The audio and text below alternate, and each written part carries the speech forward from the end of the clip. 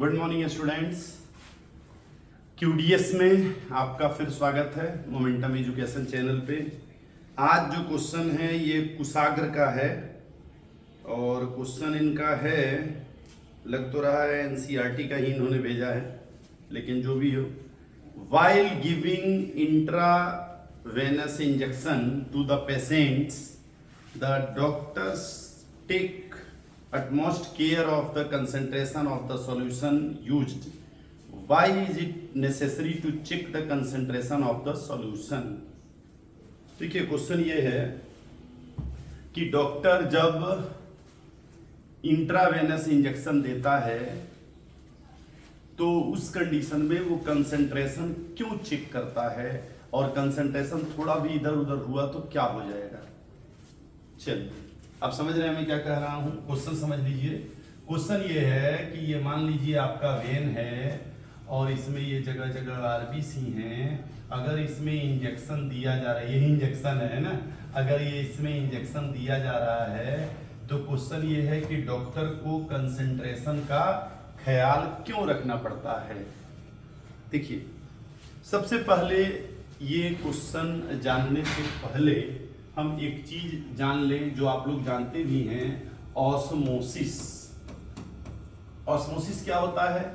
Osmosis होता है कि अगर कोई सॉल्यूशन है, अगर कोई सॉल्यूशन है और उस सॉल्यूशन में हम ये कुछ रख दिए, कुछ भी है ना, लेकिन इसके चारों तरफ का मेम्ब्रेन जो है वो सेमी परमिएबल मेम्ब्रेन है और ये मान लीजिए कोई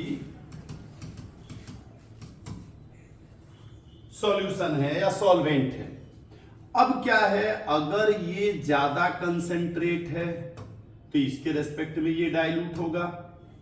तो अगर ये डाइल्यूट है और ये कंसंट्रेटेड है तो आप पढ़े होंगे वेपर प्रेशर कि इसमें कुछ भी डाल दें तो लोअरिंग इन वेपर प्रेशर, तो क्या हो जाएगा, इसका वेपर प्रेशर कम हो जाएगा, है ना।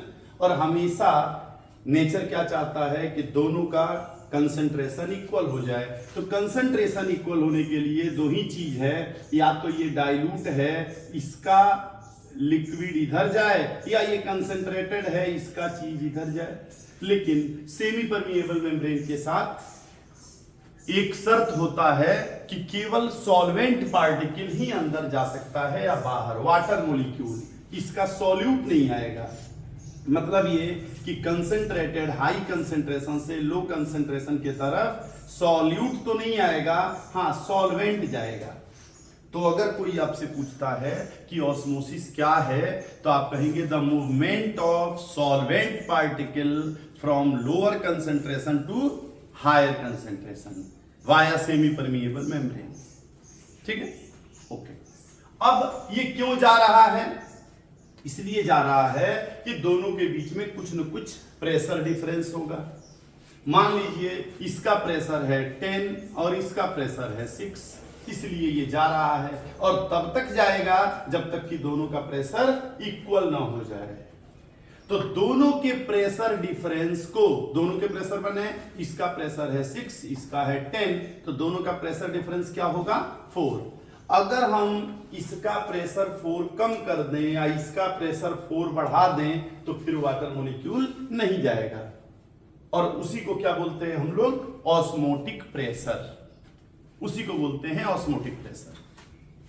तो होता क्या है, हम लोग अपने क्वेश्चन पे आ जाएं। हमारे क्वेश्चन पे क्या है कि ये कह रहा है कि ये वेन है और इसमें आरबीसी हैं और इसमें किसी ने क्या किया, माने डॉक्टर साहब जो है क्या किए, इसमें कोई इंजेक्शन दे दिए।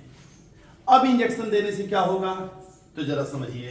इंजेक्शन देने से इसमें बहुत से फ्लूइड आ जाएंगे, बहुत से लिक्विड इसमें आ जाएंगे। अब लिक्विड आने से क्या होगा, अगर इसका कंसंट्रेशन और इसका कंसंट्रेशन जो बाहर लिक्विड है दोनों का कंसंट्रेशन इक्वल रहा तब तो कोई दिक्कत नहीं है। इसमें से इसमें वाटर जितना जाएगा इधर से इधर भी आ जाएगा, कोई दिक्कत नहीं है। इसको क्या बोलते हैं, आइसोटोनिक सॉल्यूशन। क्या बोलते हैं, आइसोटोनिक, जितना इधर गया उतना इधर आ गया। लेकिन अगर वो ज्यादा दे दिए, अगर वो ज्यादा लिक्विड, इसमें लिक्विड ज्यादा हो गया तो उस कंडीशन में क्या होगा, खूब ज्यादा वाटर मॉलिक्यूल अंदर जाने लगेगा और हो सकता है इसको प्लाज्मोलिसिस या हीमोलिसिस कहते हैं, शायद बायोलॉजिकल टर्म है। तो हो सकता है कि ये फट भी जाए, हो सकता है ये फट जाए, और ये भी हो सकता है अगर कंसेंट्रेशन कम हो, इधर जो कंसेंट्रेशन है ये कम हो जाए तो इधर से लिक्विड बाहर आएगा और इसको क्रीनेशन कहते हैं।